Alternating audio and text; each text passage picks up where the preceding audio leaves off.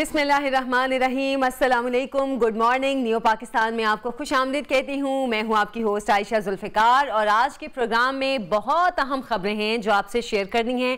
कुछ आपके लिए खुशी की भी हैं और कुछ परेशानी की भी हैं, लेकिन जाहिर सी बात है हमारा मुल्क है और एक साथ ये ऊपर नीचे खबरें चलती रहती हैं, तो हम भी परेशान होते हैं, हम भी खुश होते हैं, आपके साथ भी शेयर करते हैं।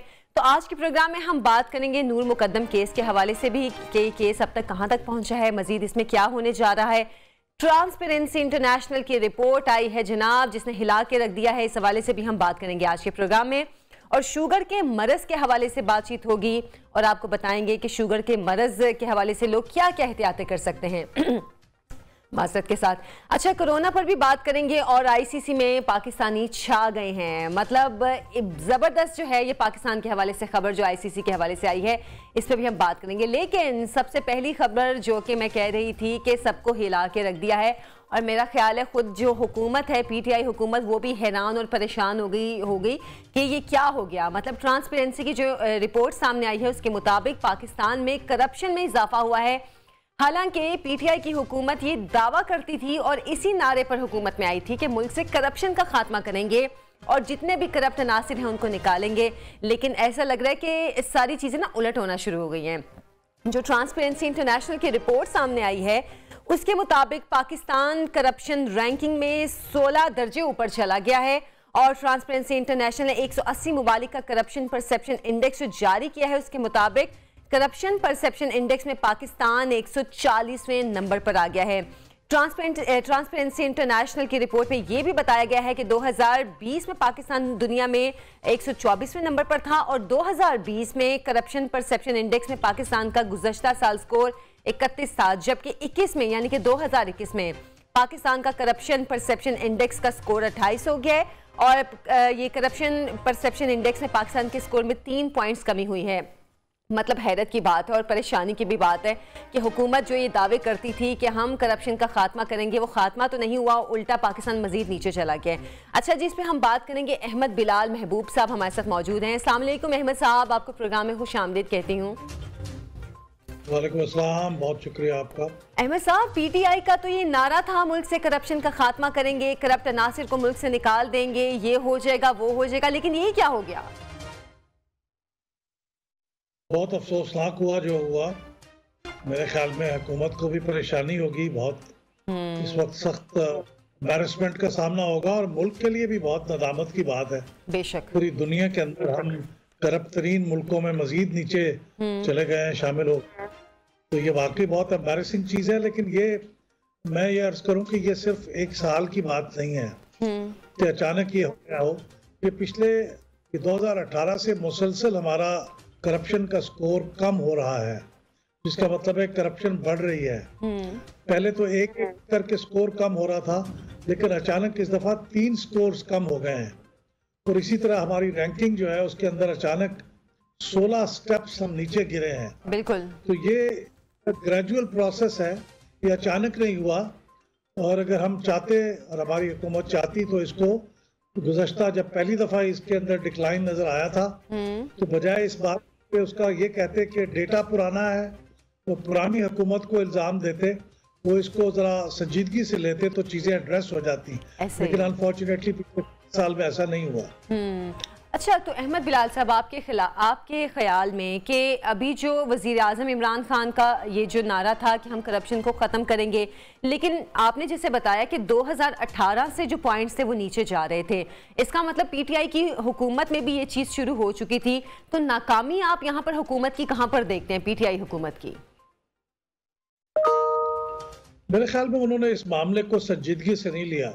अच्छा, उनका ख्याल ये था कि अगर हम बयानात देंगे, सख्त बयानात देंगे और लोगों को धमकी लगाएंगे तो उससे हर कोई ठीक हो जाएगा। और ये बहुत यानी एक सिंपलिस्टिक किस्म के ख्यालात थे कि अगर हमारी टॉप पे आदमी जो है वो करप्शन में मुलव्वस नहीं है तो फिर नीचे फौरन 3 महीने में चीज़ें ठीक हो जाएंगी। ऐसा नहीं होता।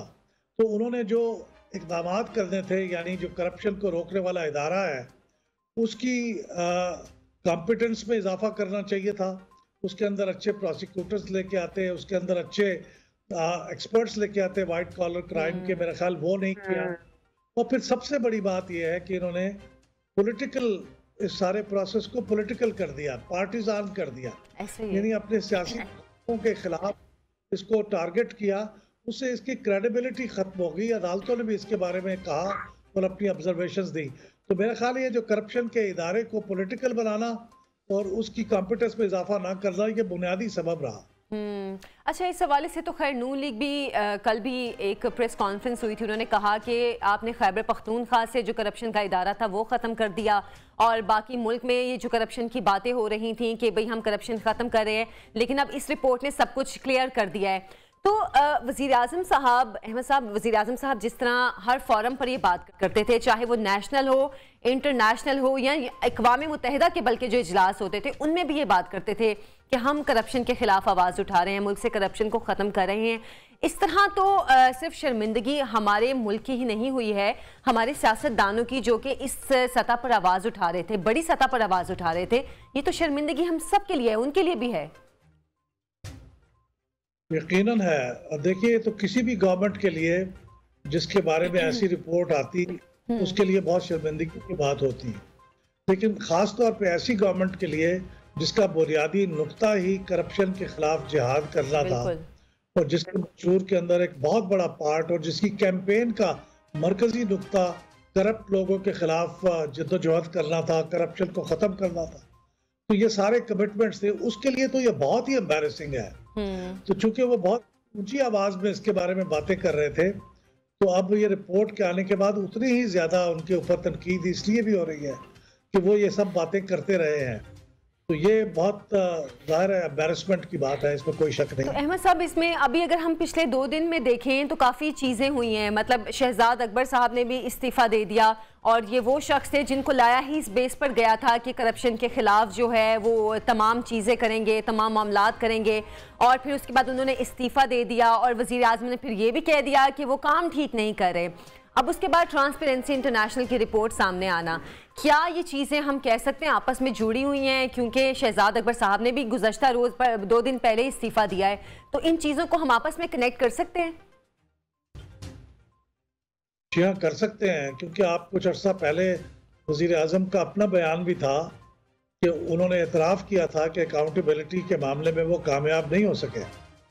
एक तो ये बात थी, और दूसरी बात ये देखिए, ट्रांसपेरेंसी इंटरनेशनल की जो रिपोर्ट कल पब्लिक हुई है, ये कुछ दिन पहले मीडिया के लोगों को भेज दी जाती है इस हिदायत के साथ कि आपने इसको वक्त से पहले एम्बार्गोड होती है। अच्छा। तो वज़ीर आज़म साहब के मन में भी ये बात होगी और मेरा ख्याल वो एंटिसिपेट कर रहे होंगे कि ये क्या एम्बैरेसमेंट होने वाली है। मेरे ख्याल में ये बातों का आपस में बहुत ताल्लुक है। हाँ बिल्कुल। अच्छा, तो इस हवाले से अहमद साहब, आपके ख्याल में ट्रांसपेरेंसी इंटरनेशनल की जो रिपोर्ट आई है, हम उसको कह सकते हैं कि बिल्कुल मतलब उन्होंने बगैर किसी सियासी मुदाखलत के या बगैर किसी ऐसी मुदाखलत की वो रिपोर्ट बनाई है? मतलब उसको बिल्कुल कह सकते हैं कि क्लियर रिपोर्ट है, वो जो पाकिस्तानी इदारों में या जहाँ पे भी करप्शन हो रही है उसके हवाले से उन्होंने सही रिपोर्ट किया है उसमें? मेरे ख्याल में चूंकि ये एक बैनुल-अक़वामी वेंचर है, बैनुल-अक़वामी इदारा है, और ये सिर्फ पाकिस्तान की रिपोर्ट नहीं बनाता, ये 180 मुल्कों की रिपोर्टें बनाता है, और ये आज से नहीं बना रहा, 96 से बना रहा है। तो इतने तवील अरसे से काम कर रहा है, इसकी अपनी क्रेडिबिलिटी का भी बहुत सवाल है। और फिर ये जो रिपोर्ट बनाता है, ये बुनियादी तौर पे 13 इंटरनेशनल ऑर्गेनाइजेशंस हैं, जिसमें बड़ी बड़ी ऑर्गेनाइजेशन हैं, जैसे वर्ल्ड बैंक है, जैसे वर्ल्ड इकोनॉमिक फोरम है, वर्ल्ड जस्टिस प्रोजेक्ट है, इकोनॉमिस्ट इंटेलिजेंस यूनिट है। अच्छा। तो इस तरह के बहुत से ऐसे इदारे हैं जिनके ये डेटा को उठा के उसको प्रोसेस करके उसको 100 के स्कोर के ऊपर कन्वर्ट करता है। तो ये किसी एक सोर्स से नहीं आई हुई इंफॉर्मेशन, और पाकिस्तान की कोई एंटिटी इसमें इन्वॉल्व नहीं है। अगरचे इनका एक पाकिस्तान का चैप्टर तो है, लेकिन इस रिपोर्ट की तैयारी में मेरे इल्म की हद तक ये इंटरनेशनल लेवल पे ही काम होता है, पाकिस्तान का चैप्टर उसमें इन्वॉल्व नहीं होता, वो अपनी एक अलग रिपोर्ट बनाता है। अच्छा। तो इसलिए मैं तो समझता हूँ ये बहुत क्रेडिबल है और इसको इस्तेमाल करना चाहिए अपने गिरेबान में झांक के अपनी चीज़ों को दुरुस्त करने के लिए। अच्छा, आपके ख्याल में अब पीटीआई की जो हुकूमत के मजीद कुछ साल रह गए हैं, जो ये 1.5-2 साल रह गए हैं, किस तरह आप देख रहे हैं इनको कि क्या अभी ये जो ट्रांसपेरेंसी इंटरनेशनल की रिपोर्ट आई है, इसके बाद क्या हुकूमत कुछ चीज़ों को मजीद बेहतरी की तरफ लेकर जाएगी, या ये अभी ऐसे ही चलता रहेगा मामला?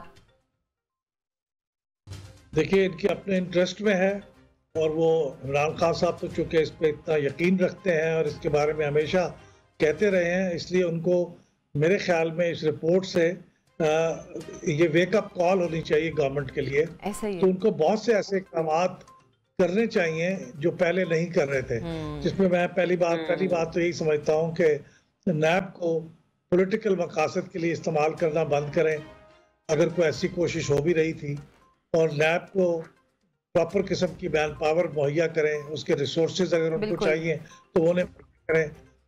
और उस नैब के अंदर जो उसका लॉ है, उसके अंदर जो इस किस्म की कंट्रोवर्शियल चेंजेस लाने की कोशिश हो रही थी, जैसे नैब चेयरमैन की एक्सटेंशन का मामला है, जैसे नैब चेयरमैन की अपॉइंटमेंट और उनके हटाने का मामला है, तो उनको उसके जरिए से जो नैब की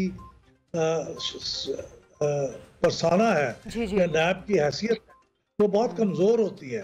तो उनसे आपको बाज होना चाहिए। अगर ये करेक्ट करना शुरू कर देंगे तो हो सकता है फौरी तौर पे तो उसके असरात नजर ना आए, लेकिन कम से कम इससे हुकूमत की नेक नामी में इजाफा होगा, और साल 1.5 साल में लोगों के अंदर हो सकता है इनका परसेप्शन बेहतर हो जाए।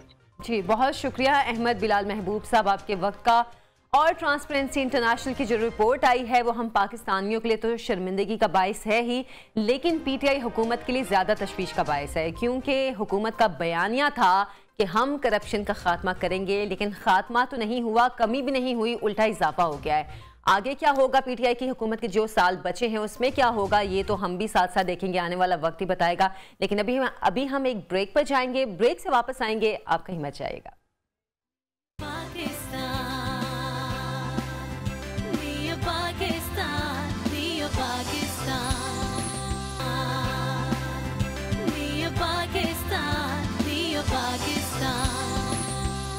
Welcome back. प्रोग्राम में आपको खुश आमदीद कहती हूँ। तशवीशनाक सूरत हाल है कोरोना के हवाले से, और सबसे ज़्यादा कराची में केसेस रिपोर्ट किए जा रहे हैं। मतलब ये इतनी परेशानी वाली बात है कि कराची जो कि पाकिस्तान का सबसे बड़ा शहर है, वहाँ पर इस तरह के मामला देखने में आ रहे हैं कोरोना के हवाले से। और आपको ये बताऊँ कि महकमा सेहत के मुताबिक गुज़श्ता 24 घंटों के दौरान कराची में कोरोना मुस्बत आने की शरह 40.68% रिकॉर्ड की गई, जहाँ 4,779 लोगों के टेस्ट किए गए, उनमें से 1944 लोगों के जो टेस्ट हैं वो पॉजिटिव आए हैं।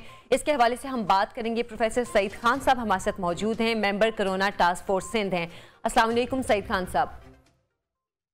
वालेकुम सलाम। सईद खान साहब, कराची में इतने ज़्यादा कोरोना केसेस में इजाफा क्यों हो रहा है? क्योंकि पहले जब कोरोना की पहली, दूसरी, तीसरी लहर आई तब भी ये मामला देखे गए, लेकिन अभी जो 5वीं लहर चल रही है उसमें भी ये कहा जा रहा था, शुरू से ही कहा जा रहा था कि कराची में सबसे ज़्यादा केसेस हैं, और अभी भी इतने ज़्यादा पॉजिटिव आए हैं।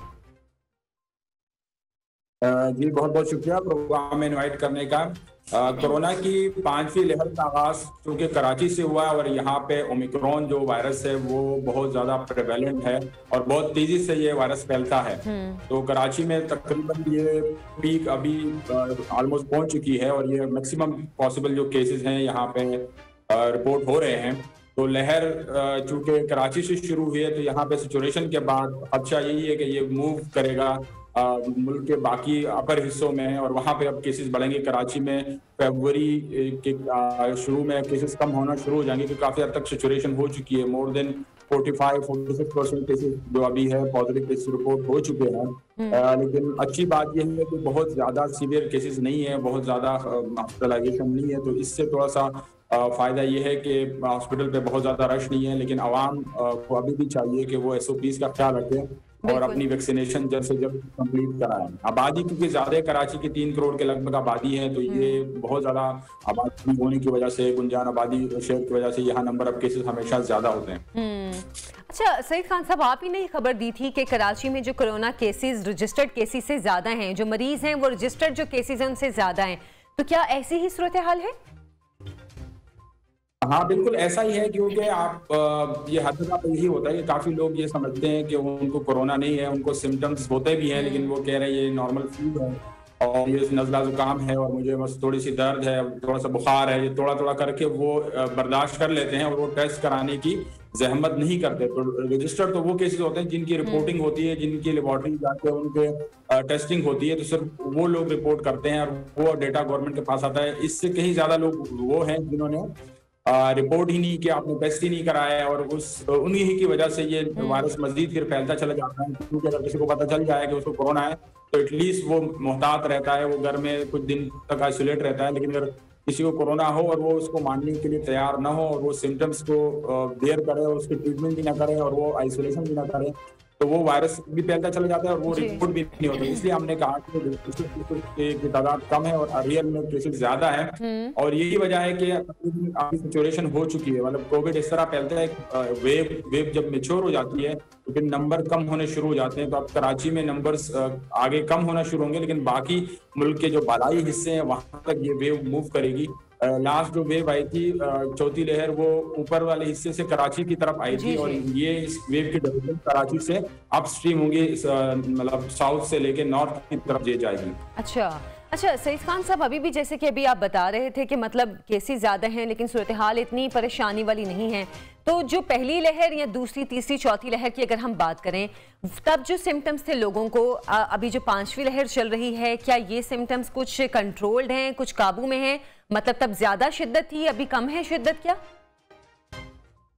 बिल्कुल, ओमिक्रॉन एक ऐसा वेरिएंट है दुनिया भर में कि ये तो इन्फेक्टिविटी इसकी बहुत ज्यादा है कि बहुत ज्यादा लोगों को इन्फेक्ट करता है, लेकिन इसकी जो पैथोजेनेसिस है या इसकी लेटलिटी निस्बतन कम है। तो ये नॉर्मल लोगों को कम मुतासर करता है। गो के ये ज्यादा उम्र वाले लोग जिनको पहले से कोई बीमारी हो या इम्यूनो कम्प्रोमाइज लोग या जिनकी वैक्सीन नहीं मिलेगी उनको ज्यादा मुतासर करता है। लेकिन जो सेहतमंद लोग हैं या नौजवान लोग हैं उन पे इनका असर निस्बतन कम होता है, और यही वजह है कि हॉस्पिटल्स पे अब तक उतना बर्डन नहीं बढ़ा जिस तरह चौथी लहर में डेल्टा वेरिएंट था। तो इसकी निस्बतन अलामात कम होने की वजह से फिर इसका फैलाव भी ज्यादा है, क्योंकि अलामात कम होती है तो लोग मोहतात नहीं रहते, टेस्ट भी नहीं कराते और वो SOPs का ख्याल भी नहीं रखते और वायरस फैलता चला जाता है। इसके नंबर्स बहुत ज्यादा हैं और हॉस्पिटलाइजेशन निस्बतन कम है। अच्छा सईद खान साहब, अभी भी हमारी बहुत बड़ी तादाद में लोग ऐसे हैं जिन्होंने वैक्सीनेशन नहीं करवाई है, तो अब हुकूमत किस तरह इस चीज़ को यकीनी बनाएगी कि जिन लोगों ने वैक्सीनेशन नहीं करवाई है उनकी ज़बरदस्ती वैक्सीनेशन करवाई जाए? जबरदस्ती तो मुश्किल है, लेकिन गवर्नमेंट दो तरह की टैक्टिक्स यूज करती है। उसको हम कहते हैं नेगेटिव रीइंफोर्समेंट और पॉजिटिव रीइंफोर्समेंट, कि जिन लोगों की वैक्सीन नहीं हुई वो उन लोगों के लिए भी नुकसानदेह जिनकी वैक्सीन हो चुकी है। तो ये वैक्सीनेशन ऐसे कोई पर्सनल चीज नहीं है, ये आवाम या माशरे के लिए भी नुकसानदेह। अगर कोई वैक्सीन नहीं लगाता तो उसका नुकसान बाकी लोगों को भी होता है। तो गवर्नमेंट जिस तरह उन्होंने सिम बंद करने के लिए कहा या सैलरी ना देने का कहा, तो इस तरह के इक़दाम की वजह से, लेकिन आवाम को खुद इसका शऊर होना चाहिए कि उनके फायदे के लिए है। जबरदस्ती कितनी गवर्नमेंट कर सकती है और उससे और मसाइल बढ़ते हैं। आवाम को खुद शऊर होना चाहिए कि वैक्सीन बहुत जरूरी है। अगर आप वैक्सीन लगाते हैं तो आपको एक तो बीमारी से बच जाते हैं और बहुत सारी सहूलियात आपको मिलती है। जिस तरह आप ट्रैवलिंग आप नहीं कर सकते अंटिल आपकी वैक्सीनेशन कार्ड आपके पास ना हो। इसी तरह जो है सैलरी वो लाजमी चाहिए, जहाँ रेस्टोरेंट पे अगर आपको जाना है तो वो लाजमी वैक्सीनेशन कार्ड मांगते हैं। तो ये गवर्नमेंट ने ऐसे इकदाम किए हैं जिससे वो इनकरेज करती है कि वैक्सीनेशन लाजमी हो। बाकी इसके अलावा आवाम में खुद शऊर होना चाहिए कि वैक्सीनेशन के बगैर आप अपने घर में जो मुअम्मर अफराद है, ज़ईफ अफराद है, उनको जान को आप खतरे में कर रहे हैं। तो उनके लिए आप, अगर आप खुद नौजवान है या आपको ज्यादा नुकसान आप समझ रहे नहीं हो रहा, लेकिन उन बुजुर्ग अफराद को या जो बीमार है उनको आपकी वजह से नुकसान हो सकता है, तो उनके लिए कम से कम आप वैक्सीन लगवाएं ताकि खतरे को कम से कम किया जा सके। अच्छा सईद साहब, जब पहले सिंध हुकूमत ने थोड़ी सख्ती की थी वैक्सीनेशन के मामले पर और ये कहा था कि लोगों की मोबाइल सिम्स बंद कर दी जाएंगी या जो तनख्वाहदार हैं उनकी तनख्वाहें रोक ली जाएंगी अगर वैक्सीनेशन नहीं करवाई, तो बहुत बड़ी तादाद में लोग थे जो भागे थे वैक्सीनेशन करवाने के लिए। लेकिन अभी हम देख रहे हैं कि अभी वो सूरत हाल नहीं है, मतलब लोग अब फिर से रिलैक्स हो गए, जैसे आप भी अभी कह रहे थे। तो अभी क्या फिर से सिंध हुकूमत को इस मामले पर कुछ ऐसे सख्त इकदाम उठाने पड़ेंगे ताकि लोग SOPs पर भी अमल करें, समाजी फासला जैसे लोग अब नहीं रख रहे हैं, इन चीज़ों पर भी अमल करें, और साथ जिन लोगों ने वैक्सीनेशन नहीं करवाई है वो भी इस तरफ आए फिर से? क्या कुछ मजीद नए टैक्टिक्स यूज करने पड़ेंगे? हाँ बिल्कुल, गवर्नमेंट अपने तौर पे काफी इकदाम कर रही है और जिस तरह मैंने बताया काफी चीजें ऐसी हैं जो बगैर वैक्सीनेशन कार्ड के अवेलेबल नहीं है या आप वहाँ जा नहीं सकते। रेस्टोरेंट वगैरह, इन्होंने मसाजिद में भी उन्होंने अभी बोला है, या बाकी ऐसी चीजें हैं कि वैक्सीनेशन लाजमी है। एयर ट्रेवल या इवन जो ट्रांसपोर्ट है उसमें वैक्सीनेशन कार्ड जरूरी है। तो इन इकदाम की वजह से गवर्नमेंट इंकरेज कर रही है कि वैक्सीन लगाई जाए, लेकिन आवाम को खुद इतना बाशऊर होना चाहिए कि खुद इस चीज को अपने फायदे में समझे कि वैक्सीनेशन बहुत जरूरी है। स्पेशल अभी बूस्टर डोज गवर्नमेंट बिल्कुल फ्री प्रोवाइड करे, हालांकि इस वैक्सीन की कीमत कई हज़ारों में है। तो अगर गवर्नमेंट ये बिल्कुल फ्री मुहैया कर रही है अपनी आबादी आवाम के लिए, तो आवाम को इस पे लबैक करना चाहिए और अपनी सेहत के लिए, अपनी जानों के खतरे से निकालने के लिए वैक्सीन लाजमी लगानी चाहिए। बिल्कुल। अच्छा सईद खान साहब, मुझे आखिर में बता दें कि अब तक सिंध में कितने फीसद लोगों ने वैक्सीनेशन नहीं करवाई है? मतलब आधे से ज्यादा आबादी ने तो वैक्सीन लगा ली है, लेकिन अभी ये है कि बड़े नंबर पे ये वायरस फैल रहा है, उसके लिए जरूरी है कि हम 100% के करीब वैक्सीनेशन करवा लें, ताकि ज्यादा से ज्यादा लोग वैक्सीनेटेड होंगे तो हर्ड इम्यूनिटी कंसेप्ट है, जितने लोग ज्यादा वैक्सीनेटेड होंगे उसमें जितने कम लोग अगर बाकी रह भी जाएं उनको फिर तहफ़्फ़ुज़ होगा और वो लोग बच सकेंगे।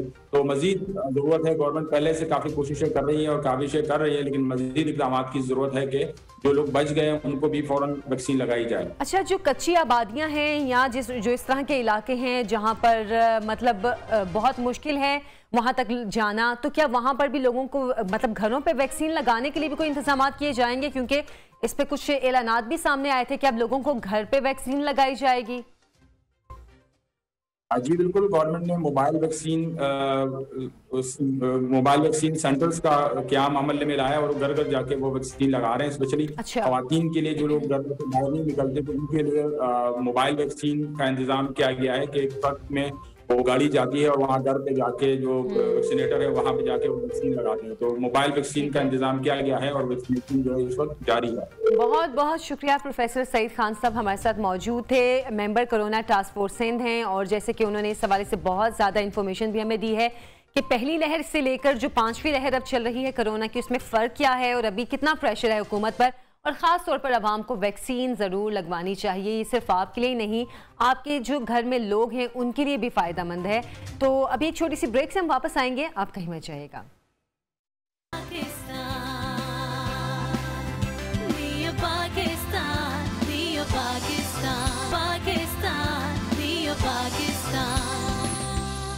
Welcome back. प्रोग्राम में आपको खुश आमदीद कहती हूँ और एक ऐसे अहम इशू के हवाले से मैं बात करने लगी हूँ। एक अहम केस अगर कहा जाए जो गुज़श्ता आधे साल से ज़्यादा हो गया है चल रहा है, और अभी तक उस केस के हवाले से कुछ भी ऐसा क्लियर नहीं हुआ कि आगे क्या होगा। मैं नूर मुकद्दम केस के हवाले से बात कर रही हूँ और इस पर हम बात भी करेंगे। हमारे साथ मौजूद हैं एडवोकेट शाह खावर, नूर मुकद्दम के वकील हैं। अस्सलाम वालेकुम शाह खावर साहब। वालेकुम अस्सलाम। आपको प्रोग्राम में खुश आमदीद कहती हूँ। सर, अभी जैसे कि मामलात सामने आ रहे हैं, इस्लामाबाद पुलिस ने भी नूर मुकद्दम कत्ल केस से मुतालिक एक वाज़ेह एलामिया जारी किया है, जिसमें कहा गया है कि डीएनए रिपोर्ट के मुताबिक नूर मुकद्दम को कत्ल करने से पहले ज्यादती की गई है। लेकिन अभी जो चीज़ें सामने आ रही हैं वो काफ़ी कंफ्यूज कर रही हैं, क्योंकि जो तफ्तीशी अफसर हैं वो कह रहे हैं कि कुछ अहम शवाहिद हासिल नहीं किए गए हैं। क्या कमी रह गई है अभी तक इस केस में, जो अब तक वो तफ्तीशी अफसर की जानिब से कहा जा रहा है कि कुछ अहम शवाहिद नहीं है? मेरा नहीं ख्याल कि कोई कमी रह गई है। बात यह है कि ये जो तफ्तीशी अफसर है, इन्होंने अपनी जो तफ्तीशी टीम थी जिसमें बहुत आला के पुलिस अफसरान भी थे, उन्होंने बड़े ठीक प्रोफेशनल अंदाज में इसकी तफ्तीश की है। अब मसला ये है कि जब इस बॉक्स में आते हैं बतौर, तो उन पे जो मुखालिफ वकील होते हैं डिफेंस के, उनको हक होता है कि वो उनको क्रॉस एग्जामिन करें, उन पे जिरा करें।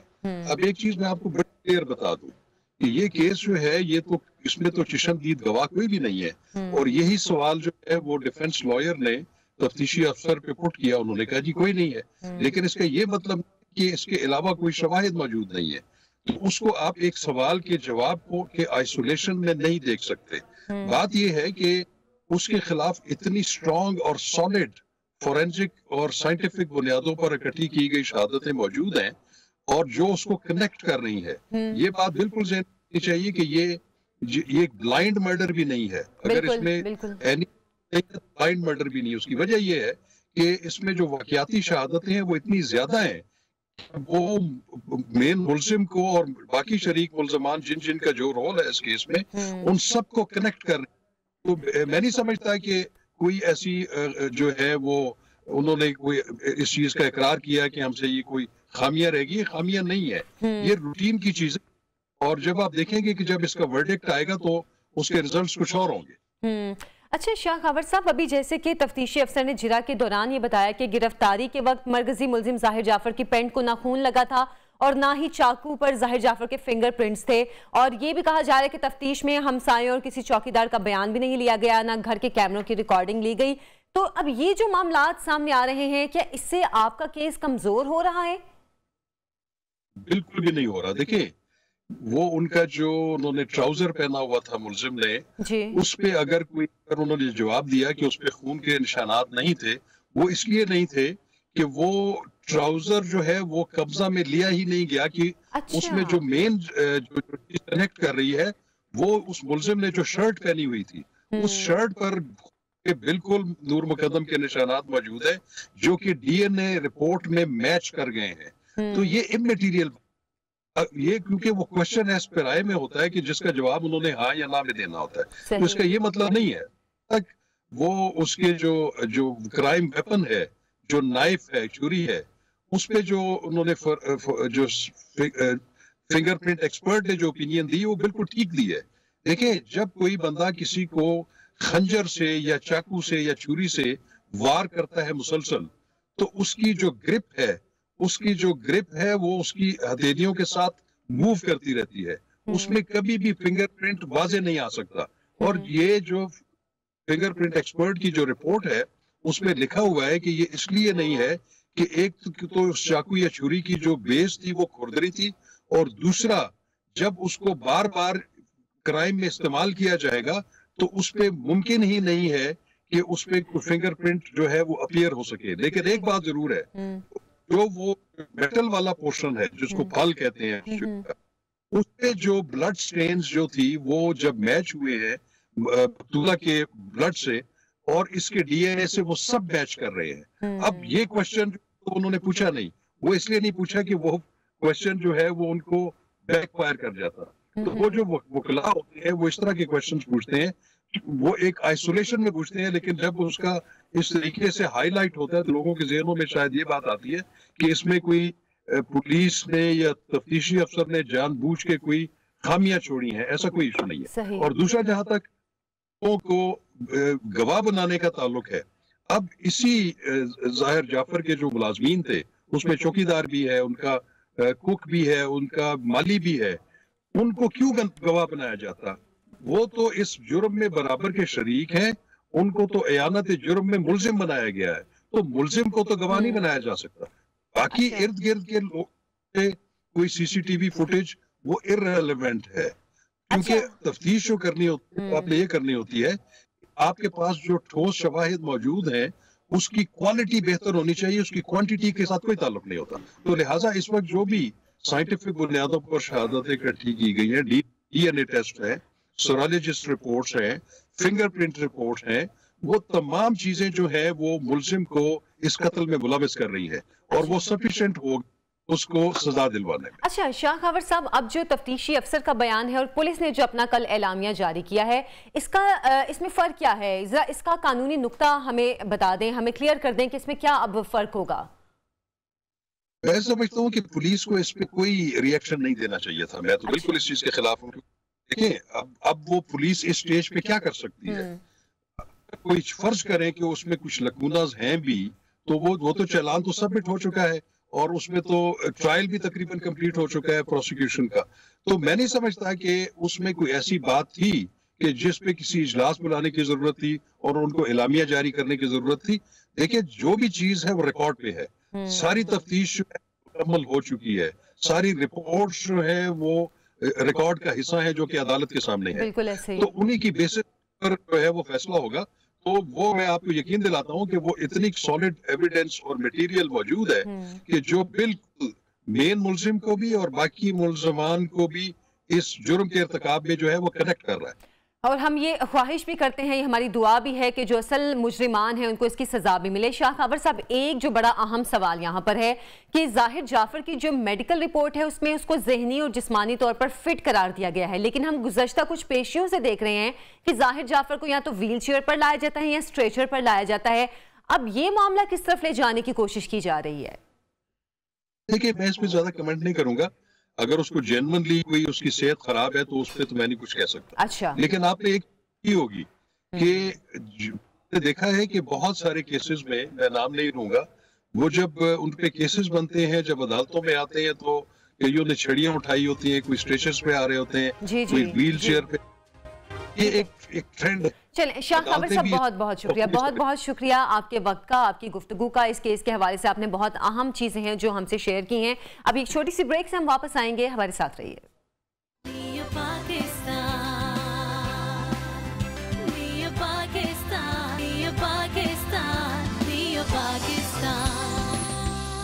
Welcome back. प्रोग्राम में आपको खुशामदीद कहती हूँ। अच्छी खबरें हैं जो कि अब आ रही हैं। स्पोर्ट्स के हवाले से आईसीसी की जानिब से कुछ खिलाड़ियों को नॉमिनेट किया गया था, उनमें पाकिस्तानी भी 4 खिलाड़ी थे, लेकिन जनाब इस बार 1 नहीं, 2 नहीं, 3 नहीं, पूरे पाकिस्तान के 4 खिलाड़ी हैं जो कि आईसीसी अवार्ड्स के हकदार करार पाए हैं। और जैसे कि एक प्रोग्राम में हमने आपको पहले भी बताया था कि पाकिस्तानी खिलाड़ी जो हैं उनको भी नॉमिनेट किया गया है। आप उनको जो वोट कर सकते हैं, क्योंकि इन नॉमिनेशंस के लोगों के वोट के ज़रिए इनको जो है चूज़ किया जाता है।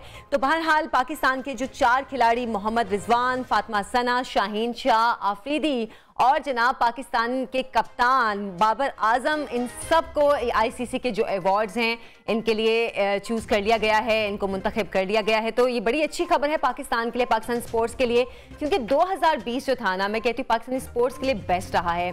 जो T20 वर्ल्ड कप हुआ उसकी परफॉर्मेंस देखें, फिर उसके बाद पाकिस्तानी टीम जब बांग्लादेश गई वहाँ पे भी बेहतरीन परफॉर्मेंस थी, या उससे पहले भी जो हम इनकी परफॉर्मेंसेस देख रहे थे, एक के बाद एक शानदार परफॉर्मेंस थी पाकिस्तान की हर फॉर्मेट में। पहले हम कहते थे कि पाकिस्तान की बॉलिंग अच्छी है, बैटिंग नहीं अच्छी, लेकिन इस बार हमने देखा कि चाहे वो बॉलिंग थी, बैटिंग थी, फील्डिंग थी, या और भी जितने फॉर्मेट्स होते हैं उनमें बेहतरीन कारकर्दगी का मुजाहिरा किया था। तो जाहिर सी बात है ये हकदार भी थे, जो इनको अभी अल्लाह ताला ने उनको इज्जत दी है, जो कामयाबी दी है, ये सब इस चीज़ के हकदार थे। अच्छा, अब इस पर हम बात करेंगे जो पाकिस्तान के खिलाड़ियों को अवार्ड मिले हैं। इस पर स्पोर्ट्स जर्नलिस्ट इरफान ज़हीर हमारे साथ स्टूडियो में मौजूद हैं। अस्सलाम वालेकुम इरफान, कैसे हैं आप? कैसे हैं? ठीक ठाक। मैं तो बहुत खुशी जोश में ये सारी अनाउंसमेंट कर रही हूँ। आप बताएं कितने एक्साइटेड हैं इन सब पे? देखिए, बड़ी अच्छी खुशाइन बात है कि इतने पहली दफ़ा पाकिस्तान के 4 प्लेयर को ये अवार्ड्स दिए गए। बिल्कुल। सबसे पहले बात कर ले तो बाबर आजम की करते हैं। जिस तरह की उन्होंने लीडरशिप शो की, मेरा हमेशा मानना है, आपसे शायद पहले भी हमने एक दफ़ा शो में बात की थी कि वो बॉर्न कैप्टन नहीं है, लर्निंग कैप्टन है। हाँ। तो लर्निंग कैप्टन ग्रेजुअली आपको पता ओबियसली सीखता है। जैसे ही बाबर को कॉन्फिडेंस दिया गया, उनको इंपॉर्टेंस दी गई, उनको बताया गया कि आपने अपने डिसीजन खुद लेने हैं, तो हमें नजर आया वर्ल्ड कप के अंदर कि वो एक डिफरेंट कैप्टन नजर आए। इसी तरह उनको एक और चीज भी उनके क्रेडिट पे आई कि आईसीसी की तरफ से जो T20 की टीम बनाई गई उसकी कैप्टनसी भी बाबर को दी गई। हाँ बिल्कुल। तो बाबर की बात करें तो बहुत ज़बरदस्त उनका साल रहा और उनकी परफॉर्मेंस ओडीआई के अंदर नंबर 1 प्लेयर हैं। ओडीआई का अवार्ड उनको मिला, 67 की एवरेज के साथ उन्होंने स्कोर किया। दूसरा मोहम्मद रिजवान की बात कर लेते हैं। रिजवान ने खास तौर पे T20 के अंदर जो परफॉर्मेंस दी, शायद मुझको याद रखी जाएगी। कमाल परफॉर्मेंस थी उनकी। जी। सबसे अच्छी चीज़ उनकी जो एटीट्यूड की है, टीम मैन है, बड़े डाउन टू अर्थ हैं, ये सब हम जानते हैं। और जिस तरह की एनर्जी हर मैच के अंदर, और सेमीफाइनल सबको याद होगा कि इमरजेंसी में थे वो 2-3 दिन, बिल्कुल। उसके बाद आके उन्होंने मैच खेला। तो इस तरह की किसी प्लेयर के अंदर गट्स जब देखते हैं हम, उसकी स्पिरिट देखते हैं, टीम मैन इसी को कहा जाता है कि जो टीम के लिए, मुल्क के लिए लड़ता है। हाँ, बिल्कुल, और ये समहाउ सोल्जर है हमारे, ठीक है, जो ये हमारे मैदान के सोल्जर्स हैं। मैदान के सोल्जर्स हैं। जी बिल्कुल, इसीलिए इनको हीरोज भी बोला जाता है। तो रिजवान की परफॉर्मेंस हमारे सामने है, वो भी बहुत डिजर्विंग कैंडिडेट थे। इसी तरह तीसरा शाहीन शाह अफरीदी है, जिनको पहले पाकिस्तानी है जिनको सर गैरी सोबरस शील्ड दी गई, जिन्होंने तीनों फॉर्मेट के अंदर बड़ा आउटस्टैंडिंग परफॉर्म किया। शाहीन को भी जितना अप्रिशिएट किया जाए कम है। जिस तरह खास तौर पे पहले उनको कहा जा रहा था कि ये T20 और ओडीआई के अंदर अच्छी परफॉर्मेंस देते हैं, टेस्ट में नहीं दे पाते, बट हमने देखा कि वेस्ट इंडीज के अंदर उनका स्पेल बहुत याद रखा जाएगा। बांग्लादेश के अंदर बड़ी आउटस्टैंडिंग बॉलिंग की, तो टेस्ट मैचेस भी उन्होंने बहुत जितवाए पाकिस्तान को इस साल। तो हसन अली तो ऑलरेडी कर ही रहे थे टेस्ट में अच्छा, बट शाहीन शाह अफरीदी ने भी उनके साथ काफी अच्छा बॉलिंग का अटैक किया, तो वो फील्डिंग।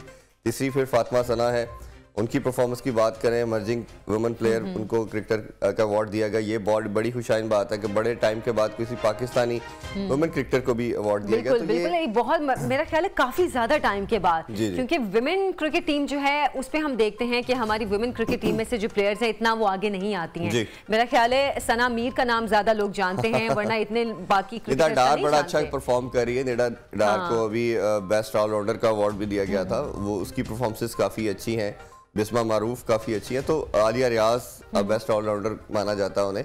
तो 4-5 नाम तो बड़े जबरदस्त हैं। हाँ बिल्कुल, जो लोगों को याद भी है कि अच्छा, वरना बहुत कम विमेन क्रिकेट की बात करें, बहुत कम लोग ये जानते हैं हमारी प्लेयर्स को, और अगर इस तरह कोई उनमें से आ जाए सामने तो हैरत में होती है कि अच्छा, हमारी वुमेन टीम भी इतनी अच्छी है। मैं अपने शो में भी लास्ट क्रिकेटर के इंटरव्यू किया तो मैंने उनसे यही क्वेश्चन पूछा, असल में रीजन ये कि कोई बड़ा इवेंट नहीं जीत पाए। ऐसा ही है, जब तक आप किसी भी स्पोर्ट्स के अंदर आपको बड़ा इवेंट नहीं जीते, आपके क्रेडिट पे विक्ट्रीज नहीं आती, आपको लोग याद नहीं रखते। बिल्कुल, तो मेरा ख्याल है कि एक एशिया कप पाकिस्तान ने जीता था, गोल्ड मेडल वुमेन क्रिकेट ने, उसके अलावा कोई एशिया कप, कोई वर्ल्ड कप, कोई ऐसी किसी भी हमने देखा कोई बड़ी अचीवमेंट, बिट्स एंड पीसेस में तो उनकी परफॉर्मेंस अच्छी आती है, बट कोई बड़ा इवेंट नहीं जीत पाया अनफॉर्चुनेटली। तो अब लेकिन अच्छी चीज ये है कि हमें ये सारे अवार्ड्स इस चीज का जिस बता रहे हैं, ये हमें मैसेज दे रहे हैं कि पाकिस्तानी क्रिकेट जो है वो एक सही डायरेक्शन के अंदर चली गई है, ये उसी का मैसेज है। और जिस तरह की परफॉर्मेंस हमने देखा भी रिसेंट पास्ट के अंदर भी, वर्ल्ड कप के अंदर, बांग्लादेश की सीरीज के अंदर भी, साउथ अफ्रीका के अंदर भी, तो हमने ये सारी चीजें हमें बता रही हैं कि हमारी डायरेक्शन ठीक है। अब डायरेक्शन ठीक है, अब डायरेक्शन ठीक है, सिर्फ करना क्या है, थोड़ा सा कंसिस्टेंट रहना है, परसिस्टेंट रहना है, आपने फोकस रहना है। हमारा प्रॉब्लम ये होता है कि हम एक आधी परफॉर्मेंस अच्छी करने के बाद फिर चाहे इंडिविजुअल लेवल पे बात करें या टीम लेवल पे बात करें, अपने आप को चेंज कर देते हैं, अपने आप को हम रिलैक्स हो जाते हैं। जी, यही प्रॉब्लम है। सबसे बड़ा मसला है कि हम रिलैक्स हो जाते हैं और हम सोचते हैं कि अच्छा बस अब हम कामयाब हो गए हैं, अब हमें आगे इतनी मेहनत की क्या जरूरत है। हमारी आप कह लें कि हमारे वैसे ही इन जनरल हमारी पूरी नेशन का ये प्रॉब्लम है, नेशन का ये मसला तो वो ऑब्वियसली वो भी हमारे पार्ट है, वो प्लेयर भी, तो वो उस नेशन के अंदर जब आपके अंदर कोई डेफिशिएंसी होगी तो वो ऑब्वियसली आपकी बाकी लोगों के अंदर भी नजर आती है। तो इसके सारी चीज़ों को देखें तो बड़ी ज़बरदस्त चीज़ है पाकिस्तानी क्रिकेट के, जैसे हम बात कर रहे हैं। अब आपके चेयरमैन भी ऑब्वियसली एक क्रिकेटर हैं, तो जो एक पहले बात की जाती थी जी कि उसको पता ही नहीं है चेयरमैन को क्या डिसीजन लेना है, तो चले अब वो भी एक हम कह रहे हैं जिन खत्म हो चुकी है कि आपके क्रिकेटर जो है वो चेयरमैन और अच्छे डिसीजन ले रहे हैं। ये जो चेंजेस आए थे इरफान, आपके ख्याल में कि आपका जो पीसीबी के चेयरमैन वो बदले, फिर उसके बाद आपका कैप्टन भी चेंज हुआ, मतलब अभी अगर हम देखें तो बाबर आजम को बहुत अरसा तो नहीं हुआ कैप्टन बने ना, लेकिन वो भी कैप्टन चेंज हुआ आपकी टीम का, तो ये जो चेंजेस थे ये पॉजिटिव चेंज इसका मतलब हो गए हमारी टीम के लिए। देखें, जिस टाइम पे बाबर को कैप्टन लगाया गया था उस टाइम मेरा नहीं ख्याल कि बनता था, क्योंकि जिस तरह सरफराज की जो परफॉर्मेंसेस थी वो बहुत आउटस्टैंडिंग थी। बिल्कुल ऐसे ही। सिर्फ प्रॉब्लम यह है कि सरफराज की अपनी जगह थोड़ी स्टेक पे आ गई थी टीम के अंदर, क्योंकि रिजवान ने बहुत आउटस्टैंडिंग परफॉर्म कर दिया था। अब दो कीपर तो आपकी एक टीम में नहीं खेल सकते, ऐसे ही है। अब जब रिजवान आए तो फिर ऑब्वियसली सरफराज सेकंड ऑप्शन पे चले गए, फिर जब वो बने तो फिर आपका जब भी कैप्टन रखा जाता है तो कैप्टन उसको रखा जाता है, हमारा कुछ एशियन के अंदर देखा जाए जिसकी टीम के अंदर जगह पक्की हो, जिसको टीम से बाहर नहीं किया जा सकता किसी भी फॉर्मेट के अंदर। एशियन और जो इनकी टेंडेंसी डिफरेंट है, ऑस्ट्रेलियन की और वो इंग्लैंड वालों की उनकी डिफरेंट है। वो अगर किसी को कैप्टन आइडेंटिफाई कर लेते हैं तो वो रिगार्डलेस के बेस्ट प्लेयर है या नहीं है, इयन मॉर्गन की बात कर लेते हैं। इयन मॉर्गन कभी भी किसी दौर के अंदर इंग्लैंड का बेस्ट प्लेयर नहीं रहा, ठीक है, वो हिटर है, बैशर है, लेकिन उनकी अग्रेसिव इंटेंट की वजह से उनको लगा कि ये अच्छे कैप्टन हो सकते हैं, और वो हम देख रहे हैं लास्ट 6-7 ईयर से उनकी कैप्टनसी कर रहे हैं, उन्होंने वर्ल्ड कप जितवा दिया। बिल्कुल। तो ये हमारी अप्रोच थोड़ी सी डिफरेंट है, और उस टाइम डिसीजन थोड़ा ठीक नहीं था, बट जैसे मैंने शुरू में कहा कि बाबर जो है वो लर्निंग कैप्टन है, तो हमने देखा कि ग्रेजुअली वो सीखते चले जा रहे हैं, उनकी इंप्रूवमेंट आती जा रही है, ये बड़ी अच्छी चीज़ है। अगर वो थोड़े स्टैग्नेंट हो जाते, अच्छी परफॉर्मेंसेस ना दे पाते, और मैं आपको अंदर की खबर बताऊं, आपको श्योरिटी से बता रहा हूं, अगर अनफॉर्चुनेटली पाकिस्तान अगर वर्ल्ड कप में अच्छा परफॉर्म ना करता तो बाबर की कैप्टनसी खत्म थी। अच्छा, ये चीजें डिसाइड हो चुकी थी, ठीक है, मैंने पहले भी शायद आपके शो में बोला था। जी, बिल्कुल आपने बताया था। हाँ, तो बाबर की जो अपनी पोजीशन थी बड़ी स्टेक पे थी, तो बाबर के लिए बहुत बड़ा चैलेंज था। और इसी तरह जो हमारे उस टाइम कोच भी लगाया सकलैन मुश्ताक के, उनके लिए भी बहुत चैलेंज था कि वो कैसे टीम परफॉर्म करती है। अगर टीम बुरा परफॉर्म करती तो शायद अभी आज हम उनका नाम नजर नहीं आना था, जैसे अब न्यूज़ भी कल से आ रही है। अब तो सकलैन मुश्ताक की नाराजगी की भी खबरें आए, उन्होंने रिजाइन भी किया है, तो ये क्या, क्योंकि बाकी भी मैं इस पर बात करूंगी, लेकिन अब आपने सकलैन मुश्ताक की बात किया तो चलें वही हम कंटिन्यू कर लेते हैं। सकलैन ने अभी रिजाइन तो नहीं किया, मेरे जो जराये के मुताबिक अभी रेजिग्नेशन नहीं दिया, मीटिंग जरूर हुई है। मीटिंग जरूर हुई है। मीटिंग में देखे दो चीजें हैं, ये ऑलरेडी जो आपके नेशनल हाई परफॉर्मेंस सेंटर है उसमें जो डेवलपमेंट प्रोग्राम है उसके हेड भी हैं सकलैन, तो पहले ये डेजिग्नेशन पे वो ऑलरेडी काम कर रहे थे। सेकंड, जब आपके मिसबाह उल हक और वकास यूनुस ने छोड़ा तो आपको बुरी कोच के तौर पे वर्ल्ड कप से पहले 11th आवर पे आपके पास ऑप्शन कोई नहीं थी, बिल्कुल, तो इनके पास कोचिंग का काफी वास्ट एक्सपीरियंस था, तो इनको इंडक्ट किया गया। अब सकलैन मुश्ताक का मानना ये है या तमाम क्रिकेटर्स का, क्योंकि क्रिकेटर्स ने बहुत अप्रिशिएट किया, ऐसे उन्होंने कहा कि एक ऐसा कोच हमें अब मिला इतने सालों के बाद, क्योंकि मेरे काफ़ी प्लेयर से बात होती रहती है, सबका मानना था कि जिन्होंने हमें फ्रीडम दी खेलने के लिहाज से भी, हमारी बात को भी सुना समझा, हमें जो प्रैक्टिस चाहिए थी, जो भी चीज़ें गेम के रिगार्डिंग रिक्वायरमेंट होती हैं वो सारी इन्होंने प्रोवाइड की, जो पहले किसी कोच ने नहीं की। तो अब वो उनका मानना ये है, या अपनी एज ए कोच उनके माइंड में होगा कि परफॉर्मेंस मेरी ठीक थी, टीम की ठीक थी, लड़के मेरे से सेटिस्फाइड है, तो मुझे कोच क्यों नहीं बनाया जा रहा। तो ओबियसली आप दरमियान में लटके हुए हैं, ना आपको श्योरिटी है कि आप कोच हैं, आपको बोरी कोच का, और फिर पीसीबी ने एडवर्टाइजमेंट भी दे दी हुई है कोच के लिए। जी जी अच्छा, उसमें भी 2-3 चीजें थी। सबसे पहले इनकी कोशिश थी एंडी फ्लावर आए, लास्ट ईयर की बात है। एंडी फ्लावर ने खबरें हैं ना कि तमाम जो अब पोस्ट है उन पे ये फॉरेनर्स जितने भी प्लेयर्स हैं उनको रखना चाह रहे हैं।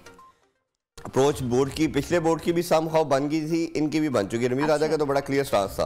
अच्छा, फिर इन्होंने कोशिश की, एंडी फ्लावर को वो नहीं हुआ, फिर सेकंड इन्होंने ट्राई की गैरी क्रिस्टन की। अच्छा। गैरी क्रिस्टन जो है वो is more inclined for England coaching. अब उनको एक दफा इंग्लैंड ने कोच नहीं रखा, उन्होंने कहा मैं दोबारा उनके लिए अप्लाई करूंगा, वो भी इधर के लिए विलिंग नहीं है।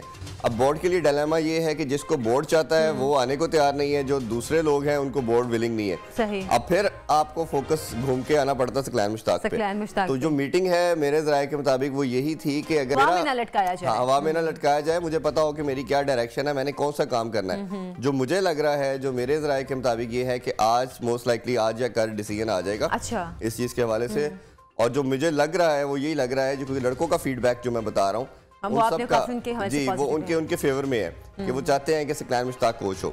तो अगर सकलैन मुश्ताक, मेरा ख्याल है इनको कंफर्म कर दिया जाएगा एज ए कोच, अगर बोर्ड के पास, मुझे तो अभी तक जो मेरे राय है कोई इनके पास सेकंड ऑप्शन नहीं है, इनको कंफर्म कोच किया जाएगा। तो जो डेजिग्नेशन होगा वो उनके दूसरे डेजिग्नेशन से होगा। अच्छा, जो नेशनल हाई परफॉर्मेंस सेंटर के अंदर वो एज ए डायरेक्टर काम कर रहे हैं या हेड काम कर रहे हैं, जो डेवलपमेंट के रिगार्डिंग उस पर रिजाइन करेंगे। चलें, बहरहाल अब तो ये हम भी देखना चाहेंगे कि आने वाले दिनों में क्या होता है, क्योंकि सकलैन मुश्ताक के हवाले से तमाम जो प्लेयर्स हैं उनकी फेवर में हैं। तो अगर तो इतनी फेवर होगी तो यकीनन उन्हीं को आना चाहिए। और बाकी आप तो आगे क्या कहते हैं, मजीद भी फॉर्मेट्स आना शुरू हो गए हैं क्रिकेट्स के, मतलब मजीद इवेंट्स आ रहे हैं और पीएसएल आने वाला है, तो उस हवाले से अब क्या करने जाएंगे ये भी कुछ ही दिनों में क्लियर हो जाएगा। अब एक छोटी सी ब्रेक से हम वापस आएंगे, आप हमारे साथ रहिए।